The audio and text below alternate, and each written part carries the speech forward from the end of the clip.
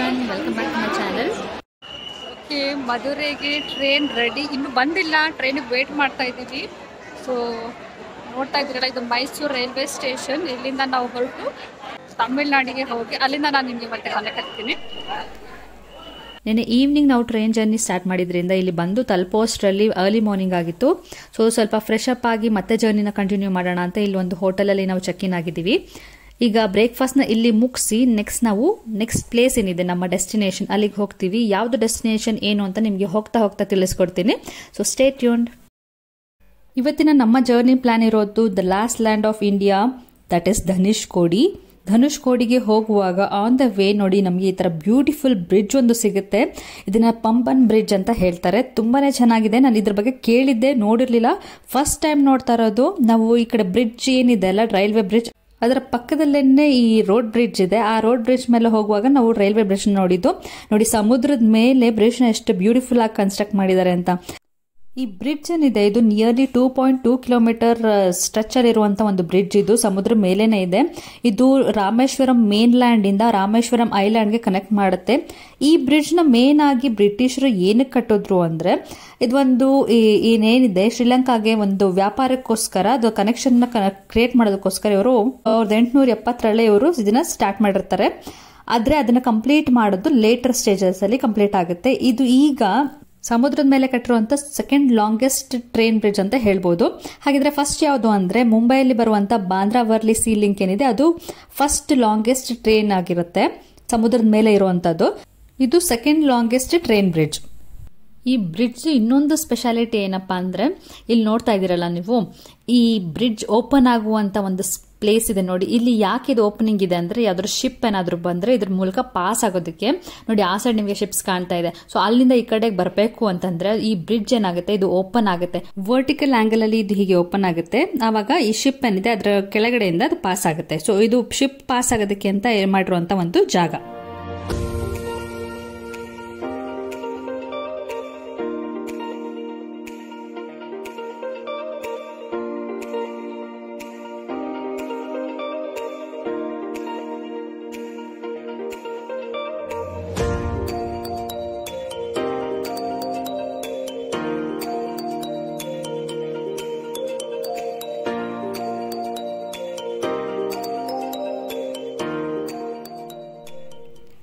ನೀವೀಗ ಏನ್ ನೋಡಿದ್ರೆ ಅದು ನ್ಯೂ ಬ್ರಿಡ್ಜ್. ಹಾಗಿದ್ರೆ ಓಲ್ಡ್ ಬ್ರಿಡ್ಜ್, ಬ್ರಿಟಿಷ್ ಟೈಮ್ ಅಲ್ಲಿ ಕಟ್ಟಿದಂತ ಓಲ್ಡ್ ಬ್ರಿಡ್ಜ್ ಏನಾಯ್ತು ಅಂದ್ರೆ, 1964ರಲ್ಲಿ 1964 ಅಲ್ಲಿ ಒಂದು ಸೈಕ್ಲೋನ್ ಹಿಟ್ ಆಗಿ ಕಂಪ್ಲೀಟ್ ಆಗಿ ರಾಮೇಶ್ವರಂ ಅಲ್ಲಿ ಮತ್ತೆ ಈ ಬ್ರಿಡ್ಜ್ ಇನ್ಕ್ಲೂಡಿಂಗ್ ಈ ಬ್ರಿಡ್ಜ್ ಏನಿದೆ ಇದು ಎಲ್ಲ ಡೆಸ್ಟ್ರಾಯ್ ಆಗ್ಬಿಡ್ತು. ಬ್ರಿಡ್ಜ್ ಕೂಡ ಡೆಸ್ಟ್ರಾಯ್ ಆಯ್ತು, ಹಾಗೆ ರಾಮೇಶ್ವರಂ ಐಲ್ಯಾಂಡ್ ಏನಿದೆ ಅದು ಕೂಡ ಕಂಪ್ಲೀಟ್ ಆಗಿ ಇದು ಡೆಸ್ಟ್ರಾಯ್ ಆಗ್ಬಿಡ್ತು. ಅದರದ್ದು ಪಿಕ್ಚರ್ಸ್ ಗಳನ್ನ ನಾನು ಮುಂದೆ ನಿಮಗೆ ತೋರಿಸ್ತೀನಿ. ನಾನು ಅಲ್ಲಿ ಐಲ್ಯಾಂಡ್ ಗೆ ತಲುಪಿದ ಮೇಲೆ ತೋರಿಸ್ತೀನಿ. ನಾವಿನ್ನು we are still on the way. So ಇನ್ನು ತಲುಪಿದ ಮೇಲೆ ಹೇಗೆ ಅದು ಡೆಸ್ಟ್ರಾಯ್ ಆಗಿರುವಂತ ಲ್ಯಾಂಡ್ ಹೇಗೆ ಕಾಣ್ತಿದೆ ಇವಾಗ ಅಂತ ತೋರಿಸ್ತೀನಿ. ಈ ಸೈಕ್ಲೋನ್ ರಾಮೇಶ್ವರಂ ಅಷ್ಟೇ ಅಲ್ಲ, ಶ್ರೀಲಂಕಾದ ಕೆಲವೊಂದು ಪಾರ್ಟ್ಗಳನ್ನ ಕೂಡ ಡೆಸ್ಟ್ರಾಯ್ ಮಾಡ್ಬಿಡ್ತು. ಅಷ್ಟು ಸ್ಟ್ರಾಂಗ್ ಆಗಿತ್ತು ಈ ಸೈಕ್ಲೋನ್ ಅಂತಾನೆ ಹೇಳ್ಬೋದು. ಇದುವರೆಗೂ ರೆಕಾರ್ಡ್ ಆಗಿರುವಂತ ಸೈಕ್ಲೋನ್ ಎಫೆಕ್ಟ್ ಗಳಲ್ಲಿ ಇದು ಹೈಯೆಸ್ಟ್ ಅಂತ ಇಂಡಿಯಾದಲ್ಲಿ ರೆಕಾರ್ಡ್ ಆಗಿದೆ. ನಾವೀಗ ರಾಮೇಶ್ವರಂ ಮೇನ್ ಲ್ಯಾಂಡ್ ಇಂದ ರಾಮೇಶ್ವರಂ ಐಲ್ಯಾಂಡ್ ಗೆ ಬಂದು ತಲುಪಿದೀವಿ. ಇಲ್ಲಿ ನಮ್ಮ ವೆಹಿಕಲ್ ನಾವು ತಗೊಂಡೋಗ್ತಾ ಇಲ್ಲ, ಬಿಕಾಸ್ ಅಲ್ಲಿ ಧನುಷ್ಕೋಡಿ ಹತ್ರ ತುಂಬಾನೇ ಕ್ರೌಡ್ ಇರುತ್ತೆ. ಸೊ ಹಾಗಾಗಿ ಇಲ್ಲಿ ಒಂದು ಪ್ರೈವೇಟ್ ವ್ಯಾನ್ ನಾವು ಬುಕ್ ಮಾಡಿಕೊಂಡು ಇಲ್ಲಿ ಹೋಗ್ತಾ ಇದೀವಿ ಅದರಲ್ಲಿ. ಸೊ ಈ ತರ ನಿಮಗೆ ತುಂಬಾನೇ ವ್ಯಾನ್ ಫೆಸಿಲಿಟೀಸ್ ಇದೆ. ನಿಮಗೆ ಐಲ್ಯಾಂಡ್ ಗೆ ಬಂದು ತಲುಪಿದ ಮೇಲೆ ಇಲ್ಲಿ ಧನುಷ್ಕೋಡಿ ಕರ್ಕೊಂಡು ಹೋಗ್ಲಿಕ್ಕೆ ತುಂಬಾನೇ ಪ್ರೈವೇಟ್ ವೆಹಿಕಲ್ಸ್ ಸಿಗೋದ್ರಿಂದ ನೀವು ಅದರಲ್ಲೂ ಕೂಡ ಹೋಗ್ಬೋದು. ಆನ್ ದ ವೇ ನಿಮಗೆ ಲಕ್ಷ್ಮಣ ತೀರ್ಥ ಸಿಗುತ್ತೆ, ಹಾಗೆ ಡೆಸ್ಟ್ರಾಯ್ ಆಗಿರುವಂತ ರೈಲ್ವೆ ಸ್ಟೇಷನ್ ಸಿಗುತ್ತೆ. ಅದನ್ನೆಲ್ಲ ನಾನು ನಿಮಗೆ ಹಾಗೆ ತೋರಿಸ್ತೀನಿ. ನಾವಲ್ಲಿ ಸ್ಟಾಪ್ ಮಾಡಕ್ ಹೋಗ್ತಾ ಇಲ್ಲ, ಬಿಕಾಸ್ ಈವ್ನಿಂಗ್ ಆಗೋಗಿದೆ. ಈವ್ನಿಂಗ್ ಬಿಫೋರ್ 5 ಒಳಗಡೆ ಹೋಗಿ ನಾವಲ್ಲಿ ರೀಚ್ ಆಗಬೇಕು. ಅದಾದ್ಮೇಲೆ ಧನುಷ್ಕೋಡಿಗೆ ಬಿಡೋದಿಲ್ಲ. ಸೊ ಹಾಗಾಗಿ ನಾವು ಎಲ್ಲರೂ ಸ್ಟಾಪ್ ಮಾಡದೆ ಡೈರೆಕ್ಟ್ ಧನುಷ್ಕೋಡಿಗೆ ಹೋಗ್ತಾ ಇದೀವಿ. ನನಗಂತೂ ತುಂಬಾನೇ ಎಕ್ಸೈಟ್ಮೆಂಟ್ ಇದೆ. ನಾನು ಈಗ ಹೋಗ್ತಾ ಇರೋಂಥ ರೋಡ್ ಇಂಡಿಯಾದು ಲಾಸ್ಟ್ ರೋಡ್ ಅಂತಾನೆ ಹೇಳ್ಬೋದು. ಈ ರೋಡ್ ಎಲ್ಲಿ ಕನೆಕ್ಟ್ ಆಗ್ತಿದೆ, ಧನುಷ್ಕೋಡಿ ಕನೆಕ್ಟ್ ಆಗ್ತಾ ಇದೆ. ಸೊ ಧನುಷ್ಕೋಡಿಗೆ ಹೋಗ್ತಾ ಇದೀವಿ ಅಂದಮೇಲೆ ಧನುಷ್ಕೋಡಿ ಮೀನಿಂಗ್ ಏನು ಅಂತ ಹೇಳ್ಕೊಳ್ಬೇಕಲ್ವಾ. ಈ ವರ್ಡ್ ಮೀನಿಂಗ್ ಏನಿದೆ, ಧನುಷ್ಕೋಡಿ ಅಂದ್ರೆ ಧನುಷ್ ಅಂತಂದ್ರೆ ಇಲ್ಲಿ ಧನುಸ್ಸು ಏನಿದೆ, ಕನ್ನಡದಲ್ಲಿ ನಾವು ಧನುಸ್ಸು ಅಂತ ಹೇಳ್ತೀವಲ್ಲ, ಆ ಧನುಸ್ಗೆ ಉಪಯೋಗಿಸಂತ ಬಾಣ ಏನಿದೆ, ಬಾಣದ ಆಕಾರದಲ್ಲಿ ಇರೋದನ್ನ ಈ ಪಾರ್ಟ್ನ ರೆಪ್ರೆಸೆಂಟ್ ಮಾಡ್ತಾ ಇದ್ದಾರೆ. ಅಂದ್ರೆ ಕೋಡಿ ಅಂದ್ರೆ ತುದಿ ಅಂತ, ಬಾಣದ ತುದಿ ಹೇಗಿರುತ್ತೆ ಹಾಗೆ ಈ ಜಾಗನ ಧನುಸ್ಸಿನ ತುದಿ ಅಂತ ಇವರು ಹೇಳಿದ್ದಾರೆ. So Dhanushkodi is nothing but ಧನುಸ್ಸಿನ ತುದಿ. ಕಾಂಬನ್ ಬ್ರಿಡ್ಜ್ ನೋಡಿ ನನಗೆ ಏನು ಅನಿಸ್ತು ಅಂದರೆ ನೆಕ್ಸ್ಟ್ ಟೈಮ್ ನಾನು ತಮಿಳ್ನಾಡಿಗೆ ಬಂದಾಗ ಆ ಟ್ರೈನಲ್ಲಿ ನಾನು ಹೋಗಬೇಕು ಅಂತ. ಬಿಕಾಸ್ ಆ ಟ್ರೈನಲ್ಲಿ ಹೋಗುವಂಥ ಎಕ್ಸ್ಪೀರಿಯನ್ಸ್ ತುಂಬಾ ಚೆನ್ನಾಗಿರುತ್ತೆ. ಎರಡೂ ಕಡೆ ನಿಮಗೆ ಸಮುದ್ರ ಕಾಣ್ತಾ ಇರುತ್ತೆ. ಸೊ ಆ ಸಮುದ್ರದ ಮಧ್ಯ ಟ್ರೈನ್ ಹೋಗುವಾಗ ಅದು ಡಿಫ್ರೆಂಟ್ ಎಕ್ಸ್ಪೀರಿಯನ್ಸ್ನೇ ಕೊಡುತ್ತೆ. ಸೊ ಆ ಎಕ್ಸ್ಪೀರಿಯನ್ಸ್ನು ಕೂಡ ಒಂದ್ಸರಿ ನೋಡಬೇಕು. ನಿಮಗೂ ಕೂಡ ಹಾಗೆ ಅನ್ಸಿದ್ರೆ ತಮಿಳ್ನಾಡಿಗೆ ನೀವು ನೆಕ್ಸ್ಟ್ ಟೈಮ್ ಟ್ರಿಪ್ ಪ್ಲಾನ್ ಮಾಡುವಾಗ ಈ ಟ್ರೈನ್ನ ಕೂಡ ಬುಕ್ ಮಾಡಿಕೊಂಡು ಆ ಟ್ರೈನ್ ಎಕ್ಸ್ಪೀರಿಯನ್ಸ್ನ ಕೂಡ ತಗೊಳ್ಳಿ. ಆಲ್ಮೋಸ್ಟ್ ನಾವು ಧನುಷ್ಕೋಡಿ ಹತ್ತತ್ರ ಬಂದು ತಲುಪಿದ್ದೀವಿ. ನೋಡ್ತಾ ಇದ್ದೀರಲ್ಲ, ರೋಡೆಲ್ಲ ತುಂಬಾ ಚೆನ್ನಾಗಿದೆ, ಚೆನ್ನಾಗಿ ಮೇಂಟೈನ್ ಮಾಡಿದ್ದಾರೆ. ಸೊ ಪ್ರಾಬ್ಲಮ್ ಏನೂ ಇಲ್ಲ. ನಿಮ್ಮ ವೆಹಿಕಲ್ ಕೂಡ ತಂದ್ರೂ ಕೂಡ ನೀವು ಅದರಲ್ಲಿ ಹೋಗ್ಬೋದು. ನಾವು ಟು ಬಿ ಸೇಫರ್ ಸೈಡ್ ಅಂತ ನಾವು ಪ್ರೈವೇಟ್ ವೆಹಿಕಲ್ನ ಬುಕ್ ಮಾಡ್ಕೊಂಡಿದ್ದೀವಿ. ನೋಡಿ, ಇದೆಲ್ಲ ಈ ಐಲ್ಯಾಂಡ್ ಏನಿದೆ ಇದೆಲ್ಲ ಹಾಳಾಗಿರುವಂಥ ಐಲ್ಯಾಂಡ್ ನಿಮಗೆ ಕಾಣಿಸ್ತಾ ಇದೆ ಎರಡೂ ಕಡೆ. ಇಲ್ಲಿ ಈಗ ಹೊಸದಾಗಿ ಇವರು ಈ ತರ ಎಲ್ಲ ಬ್ಯಾರಿಯರ್ ಕೇಡ್ನ ಅಥವಾ ಏನಿದೆ ಬ್ಯಾರಿಯರ್ನ ಹಾಕಿದ್ದಾರೆ. ಬಟ್ ಮುಂಚೆ ಈ ತರ ಏನಿರಲಿಲ್ಲ. ಪ್ರತಿಯೊಂದು ನೀವು ಇಲ್ಲಿ ಸುತ್ತಮುತ್ತ ಈಗ ನೋಡ್ತಾ ಹೋಗ್ತೀರಾ ಹೇಗೆ ಇದು ಹಾಳಾಗಿದೆ ಅಂತ. ನೋಡಿ, ಈಗ ಆಲ್ಮೋಸ್ಟ್ ನಾವು ಬಂದು ತಲುಪಿದ್ದೀವಿ. ನಿಮ್ಗೆ ಈಗ ಬೋರ್ಡ್ ಕಾಣಿಸ್ತಾ ಇದೆ, ಧನುಷ್ಕೋಡಿ 5 ಕಿಲೋಮೀಟರ್ಸ್ ಅಷ್ಟೇ ಇನ್ನು. ಈಗ ಈ 5 ಕಿಲೋಮೀಟರ್ಸ್ ಹೋಗ್ತಾ ಇರುವಾಗ ನಿಮಗೆ ಸುತ್ತಮುತ್ತ ನೀವು ಆ ಕಡೆ ಈ ಕಡೆ ಅಬ್ಸರ್ವ್ ಮಾಡಿದ್ರೆ ಹೇಗೆ ಅದು ಹಾಳಾಗಿರುವಂಥ ಊರೇನಿದೆ ಕಂಪ್ಲೀಟ್ ಆಗಿ ಅದು ನಿಮಗೆ ಕಾಣುತ್ತೆ. ಎರಡೂ ಕಡೆ ಇದ್ದಂಥ ಸ್ಟಾಲ್ಗಳು ಏನೇನ ತುಂಬಾನೇ ಇತ್ತು. ಏನು ಸಮುದ್ರ ಏನಿದೆ ಎರಡೂ ಕಡೆ ಸಮುದ್ರಗಳು, ಅದರ ಮಧ್ಯೆ ಮಧ್ಯೆ ಎಲ್ಲ ಮನೆಗಳನ್ನ ಕಟ್ಕೊಂಡು ಇಲ್ಲಿ ಜನಗಳಿದ್ರು. ಸೊ ಅದು ಸೈಕ್ಲೋನ್ ಬಂದು ಎಲ್ಲ ಕಂಪ್ಲೀಟ್ ಆಗಿ ಹಾಳು ಮಾಡಿಬಿಟ್ಟಿದೆ. ಸೊ ಕಂಪ್ಲೀಟ್ ಊರೇ ಅದು ಮುಚ್ಚೋಯ್ತು. ನೋಡಿ, ಈಗ ನೀವು ನೋಡ್ತಾ ಇದ್ದೀರಲ್ಲ, ಇದು ರೈಲ್ವೆ ಸ್ಟೇಷನ್. ಮುಂಚೆ ಇದ್ದಂತ ರೈಲ್ವೆ ಸ್ಟೇಷನ್ ಈಗ ಹಾಳಾಗೋಗಿದೆ ಕಂಪ್ಲೀಟ್ ಆಗಿ. ಯಾವಾಗ ಸೈಕ್ಲೋನ್ ಬಂತು ಆಗ ರೈಲ್ವೆ ಸ್ಟೇಷನ್ ಕಂಪ್ಲೀಟ್ ಆಗಿ ಹಾಳಾಗೋಯ್ತು. ಈಗ ಜನ ಎಲ್ಲ ಹೋಗಿ ಅಲ್ಲೂ ಕೂಡ ಫೋಟೋಸ್ ಎಲ್ಲ ತಗೊಳ್ತಾರೆ. ಮುಂಚೆ ಹೇಗಿತ್ತು ರೈಲ್ವೆ ಸ್ಟೇಷನ್ ಅದರದ್ದು ಜಸ್ಟ್ ಉಳಿಕೆ ಅಂತ ಏನ್ ಹೇಳ್ತಾರೆ, ಪಳ್ಳಿ ಉಳಿಕೆ, ಅದು ಮಾತ್ರ ಇದೆ. ನೋಡಿ, ಈಗ ನೀವು ನೋಡ್ತಾ ಇದ್ದೀರಲ್ಲ, ಧನುಷ್ಕೋಡಿದು ಎಂಟ್ರೆನ್ಸ್ ಇದು. ನಾವು ಬಂದಾಗಿದೆ ಧನುಷ್ಕೋಡಿಗೆ. ಇಲ್ಲಿ ನೋಡ್ತಾ ಇದ್ದೀರಲ್ಲ ಸುತ್ತಮುತ್ತ ಎಷ್ಟು ವೆಹಿಕಲ್ ಇದೆ.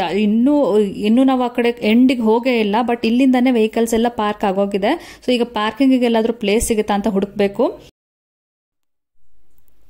ಈ ಧನುಷ್ಕೋಡಿನ ಈಗ ಗೋಸ್ಟ್ ಟೌನ್ ಅಂತ ಕರೀತಾರೆ.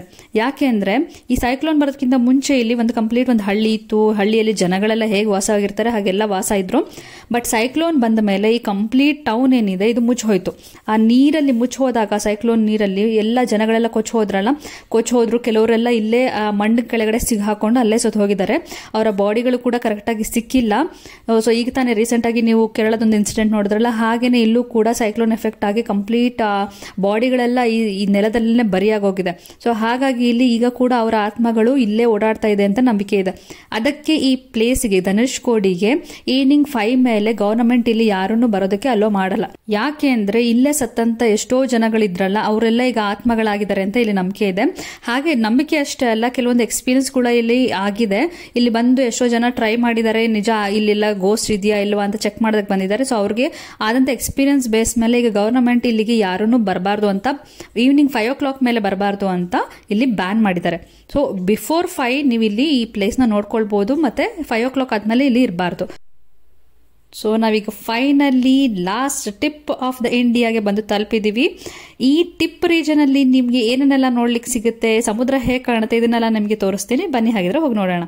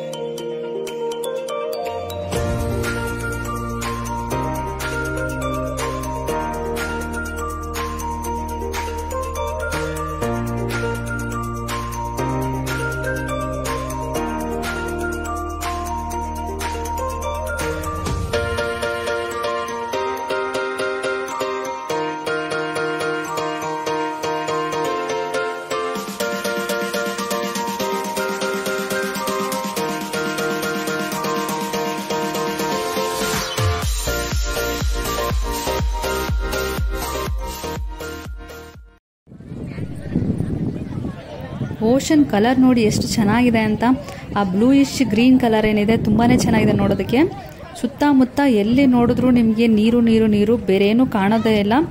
ನೋಡಿ ಎಷ್ಟು ಎಲ್ಲೇ ನೋಡಿದ್ರು ನೀರೇ ಅಷ್ಟೇ ಕಾಣೋದು. ಅಲ್ಲೊಂದು ಲಾಸ್ಟಲ್ಲಿ ಒಂದು ಲ್ಯಾಂಡ್ ಥರ ಕಾಣ್ತಿದೆಯಲ್ಲ, ಅದೇ ಶ್ರೀಲಂಕಾದು ಲ್ಯಾಂಡ್ ಅಂತ ಹೇಳ್ತಾರೆ. ಸೊ ಇಲ್ಲಿಂದ ಜಸ್ಟ್ 30 ಕಿಲೋಮೀಟರ್ಸ್ ಅಷ್ಟೇ ಡಿಸ್ಟೆನ್ಸ್ ಇರೋದು.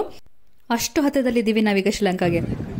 ರಾವಣ ಸೀತೆನ ಅಪಹರಿಸ್ಕೊಂಡು ಹೋದಾಗ ರಾಮ ಸೀತೆನ ಹುಡ್ಕೊಂಡು ಶ್ರೀಲಂಕಾಗೆ ಹೋಗಿದ್ದು ನಿಮಗೆಲ್ಲ ಗೊತ್ತೇ ಇದೆ ಅಲ್ವಾ. ಸೊ ಆವಾಗ ಆ ಟೈಮಲ್ಲಿ ಕಟ್ಟಿದಂಥ ಒಂದು ರಾಮ ಸೇತು ಏನಿದೆ ಅದು ಕೂಡ ಇಲ್ಲಿಂದನೇ ಸ್ಟಾರ್ಟ್ ಆಗೋದು.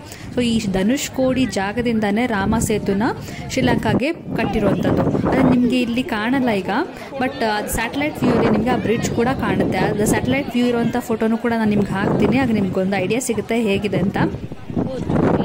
ನೋಡ್ತಾ ಇದ್ದೀರಲ್ಲ ಎಷ್ಟು ಜನ ಟೂರಿಸ್ಟ್ ಇದ್ದಾರೆ ಅಂತ. ಇಲ್ಲಿ ತುಂಬಾ ಜನ ಟೂರಿಸ್ಟ್ಗಳು ಇಲ್ಲಿ ವಿಸಿಟ್ ಮಾಡ್ತಾರೆ, ಬಿಕಾಸ್ ಇದು ಒಂದು ಯುನೀಕ್ ಪ್ಲೇಸ್ ಅಲ್ವಾ, last land of India. So ಹಾಗಾಗಿ ತುಂಬಾ ಜನ ಇದನ್ನ ವಿಸಿಟ್ ಮಾಡಕ್ ಬರ್ತಾ ಇರ್ತಾರೆ. ಅದಕ್ಕೆ ನೀವು ಯಾವಾಗ್ಲೂ ಇಲ್ಲಿ ಕ್ರೌಡ್ ಅನ್ನ ನೋಡ್ತಾ ಇರ್ತೀರಾ. ನೋಡಿ ಎಷ್ಟು ಜನ ಇದ್ದಾರೆ ಅಂತ. ಸುತ್ತಮುತ್ತ ನೀವು ಎಲ್ಲಿ ನೋಡಿದ್ರು ಜನಗಳೇ ಕಾಣಿಸ್ತಾ ಇರ್ತಾರೆ. ಇಲ್ಲಿನ ಮಣ್ಣು ನೋಡಿ ಎಷ್ಟು ಸಾಫ್ಟ್ ಆಗಿದೆ ಅಂತ. ತುಂಬಾನೇ ಸಾಫ್ಟ್ ಮರಳು. ನಾನು ಟಚ್ ಮಾಡಿ ನೋಡಿದೆ, ತುಂಬಾ ಸಾಫ್ಟ್ ಆಗಿತ್ತು. ನೋಡಿ ಕಲ್ಲುಗಳನ್ನ ಹಾಕಿದಾರಲ್ಲ, ಅಲ್ಲಿಂದ ಸಮುದ್ರ ಕಾಣುತ್ತೆ ನಿಮಗೆ ಕಂಪ್ಲೀಟ್. ನೀವು ಸುತ್ತಮುತ್ತ ಎಲ್ಲಿ ನೋಡಿದ್ರು ಸಮುದ್ರನೇ. ಇಲ್ಲಿ ಬಂದವರಂತೂ ಫೋಟೋ ಮತ್ತೆ ವಿಡಿಯೋಗಳನ್ನ ಸೆಲ್ಫಿಗಳನ್ನ ತಗೊಳ್ಳದೆ ಹೋಗೋದಿಲ್ಲ. ಇಲ್ಲಿ ಲಾಸ್ಟ್ ಪಾರ್ಟಲ್ಲಿ ನಿಮಗೆ ಇಲ್ಲಿ ಒಂದು ಅಶೋಕ ಪಿಲ್ಲರ್ ಕಾಣುತ್ತೆ. ಇಲ್ಲಿ ಕ್ಲಿಯರಾಗಿ ಕಾಣ್ತಾ ಇಲ್ಲ, ನಾನು ನಿಮಗೆ ಪಿಕ್ಚರ್ ಹಾಕಿರ್ತೀನಿ ಸೈಡಲ್ಲಿ. ಲಾಸ್ಟ್ ಪೋರ್ಷನಲ್ಲಿ ಒಂದು ಸರ್ಕಲ್ ಟೈಪ್ ಮಾಡಿಬಿಟ್ಟು ಅಲ್ಲೊಂದು ಅಶೋಕ ಪಿಲ್ಲರ್ನ ಇಲ್ಲಿ ಮಾಡಿದ್ದಾರೆ. ಸೊ ಈ ಜಾಗದಲ್ಲಿ ಕೂಡ ನಿಮಗೆ ಕ್ರೌಡ್ ಇರೋ ಟೈಮಲ್ಲಿ ಕ್ಲಿಯರಾಗಿ ಕಾಣಲ್ಲ, ತುಂಬಾ ಜನಗಳಿದ್ರು. ಸೊ ಹಾಗಾಗಿ ನಾನು ವಿಡಿಯೋ ಕೂಡ ಕ್ಯಾಪ್ಚರ್ ಮಾಡೋಕ್ಕಾಗಿಲ್ಲ ಸರಿಯಾಗಿ. ಸೊ ನಿಮ್ಗೆ ಕಾಣ್ತಾ ಇದೆಯಲ್ಲ ಅಶೋಕ ಪಿಲ್ಲರ್, ಅದ್ರ ಮೇಲೆ 4 ಸಿಂಹಗಳಿರುವಂಥ ಲಾಂಛನ ಇದೆ, ಅದಿದೆ. ಸೊ ಇದೇ ಲಾಸ್ಟ್ ಪಾರ್ಟ್. ಇಲ್ಲಿಂದ ಮುಂದಕ್ಕೆ ನಾವು ಎಲ್ಲೂ ಹೋಗೋಕ್ಕಾಗಲ್ಲ. This the last end of the India. ನಾವೀಗ ಧನುಷ್ಕೋಡಿನ ನೋಡಿಕೊಂಡು ವಾಪಸ್ ಹೊರಡ್ತಾ ಇದ್ದೀವಿ. ಆಲ್ಮೋಸ್ಟ್ 6:30 ಆಗಿದೆ. 5ಗೆ ತನಕ ಮಾತ್ರ ಅಂತ ಹೇಳ್ತಾರೆ, ಬಟ್ ಇನ್ನೂ ಸೂರ್ಯ ಮುಳುಗಿರಲಿಲ್ಲ, ಬೆಳಕಿತ್ತು. ಸೊ ಹಾಗಾಗಿ ಅಲೋ ಮಾಡಿದ್ರು 6:30 ಅಪ್ ಟು 6:30 ಅಲೋ ಮಾಡಿದ್ರು. ಈಗೆಲ್ಲ ಆಲ್ಮೋಸ್ಟ್ ವಾಪಸ್ ಹೋಗ್ತಾ ಇದ್ದಾರೆ. ಕತ್ಲೆ ಆದ್ಮೇಲೆ ಇಲ್ಲಿ ಯಾರು ಇರಬಾರ್ದು. ಸೊ ಕತ್ಲೆ ಆಗೋಕ್ಕಿಂತ ಮುಂಚೆ ಆದಷ್ಟು ನೀವು ಮುಗಿಸ್ಕೊಂಡು ನಿಮ್ಮ ಟ್ರಿಪ್ನ ನೀವು ವಾಪಸ್ ಹೊರಟೋಗ್ಬಿಡ್ಬೇಕು. ಸೊ ಎರಡೂ ಕಡೆ ನೀವು ನೋಡ್ತಿದ್ದೀರಲ್ಲ, ಒಂದು ಸೈಡ್ ಬೇ ಆಫ್ ಬೆಂಗಾಲ್ ಇದೆ, ಇನ್ನೊಂದು ಸೈಡ್ ಇಂಡಿಯನ್ ಓಷನ್ ಇದೆ. ಎರಡರ ಮಧ್ಯದಲ್ಲಿ ನಾವೀಗ ಟ್ರಾವೆಲ್ ಮಾಡಿಕೊಂಡು ಆ ರೋಡಲ್ಲಿ ಹೋಗ್ತಾ ಇದ್ದೀವಿ. ತುಂಬಾ ಚೆನ್ನಾಗಿತ್ತು ಎಕ್ಸ್ಪೀರಿಯನ್ಸ್. ಲಾಸ್ಟ್ ಪಾರ್ಟ್ ಆಫ್ ಇಂಡಿಯಾಗೆ ಬಂದು ವಿಸಿಟ್ ಮಾಡುವಂಥ ಎಕ್ಸ್ಪೀರಿಯನ್ಸ್ ಇದೆಲ್ಲ ತುಂಬಾ ಚೆನ್ನಾಗಿರುತ್ತೆ. ನೀವು ಕೂಡ ಇನ್ನೂ ವಿಸಿಟ್ ಮಾಡಿಲ್ಲ ಅಂದರೆ ವಿಸಿಟ್ ಮಾಡಿ. Definitely it will be A memorable journey, because ನೀವು ಬರ್ತಾ ಇರೋದು ಲಾಸ್ಟ್ ಲ್ಯಾಂಡ್ ಆಫ್ ಇಂಡಿಯಾಗೆ ಅಲ್ವಾ. ಸೊ ಹಾಗಾಗಿ ಮೆಮೊರಿ ನಿಮ್ಗೆ ಹಾಗೆ ಉಳ್ಕೊಳ್ಳುತ್ತೆ. ಸೊ ಈ ಮೆಮೊರಿನ ನೀವು ಕ್ರಿಯೇಟ್ ಮಾಡ್ಕೊಳ್ಬೇಕು ಅಂದರೆ ನೆಕ್ಸ್ಟ್ ಟೈಮ್ ನಿಮ್ಮ ಟ್ರಿಪ್ ಪ್ಲಾನ್ ಮಾಡುವಾಗ ತಮಿಳ್ನಾಡು ಕಡೆ ಈ ಸೈಡ್ ಬರೋದನ್ನ ನೀವು ಮಿಸ್ ಮಾಡಬೇಡಿ. ಹಾಗೆ ರಾಮೇಶ್ವರಂ ಅಲ್ಲಿ ಕೂಡ ಒಳ್ಳೊಳ್ಳೆ ಟೆಂಪಲ್ಗಳಿದೆ, ಅದನ್ನು ಕೂಡ ನೀವು ವಿಸಿಟ್ ಮಾಡ್ಬೋದು. ತುಂಬಾ ದೊಡ್ಡ ಟೆಂಪಲ್, ತುಂಬಾ ಚೆನ್ನಾಗಿದೆ. ನಾವು ಅದನ್ನು ಕೂಡ ನೋಡ್ಕೊಂಡು ಬಂದ್ವಿ. ಅದನ್ನ ವಿಡಿಯೋ ಮಾಡ್ಲಿಕ್ಕೆ ಆಗಿಲ್ಲ, ಯಾಕೆಂದ್ರೆ ಒಳಗಡೆ ಯಾವುದೇ ರೀತಿ ವಿಡಿಯೋಗ್ರಫಿ ಅಥವಾ ಫೋಟೋಗ್ರಫಿ ಅಲ್ಲೋ ಇಲ್ಲ, ಅದಕ್ಕಾಗಿ ನಾನು ಅದನ್ನ ತೋರಿಸಿಲ್ಲ. ಬಟ್ ತುಂಬಾನೇ ಚೆನ್ನಾಗಿದೆ ಟೆಂಪಲ್. ನೀವು ನೆಕ್ಸ್ಟ್ ಟೈಮ್ ಇಲ್ಲಿ ಬಂದಾಗ ಮಿಸ್ ಮಾಡದೆ ಅಲ್ಲಿ ಹೋಗಿ ಅಂತ ಹೇಳ್ತಾ ಇವತ್ತಿನ ವಿಡಿಯೋನ ಇಲ್ಲಿಗೆ ಎಂಡ್ ಮಾಡ್ತಾ ಇದ್ದೀನಿ. ನಿಮಗೆ ವಿಡಿಯೋ ಹೇಗೆ ಅನಿಸ್ತು ಅದನ್ನ ಕಮೆಂಟ್ ಮಾಡಿ ನನಗೆ ತಿಳಿಸಿ. ಹಾಗೆ ಇಷ್ಟ ಆಗಿದ್ರೆ ಲೈಕ್ ಮಾಡೋದನ್ನು ಕೂಡ ಮರಿಬೇಡಿ. ಹಾಗೆ ನನ್ನ ಚಾನಲ್ನ ನೀವು ಇನ್ನೂ ಸಬ್ಸ್ಕ್ರೈಬ್ ಮಾಡಿಲ್ಲ, ಫಸ್ಟ್ ಟೈಮ್ ನೀವು ನನ್ನ ವಿಡಿಯೋನ ನೋಡ್ತಾ ಇದ್ದೀರಾ ಅಂದ್ರೆ ಸಬ್ಸ್ಕ್ರೈಬ್ ಮಾಡ್ಕೊಳ್ಳೋದು ಕೂಡ ಮರಿಬೇಡಿ. So will meet in the next video with a new place. Until then take care, bye bye.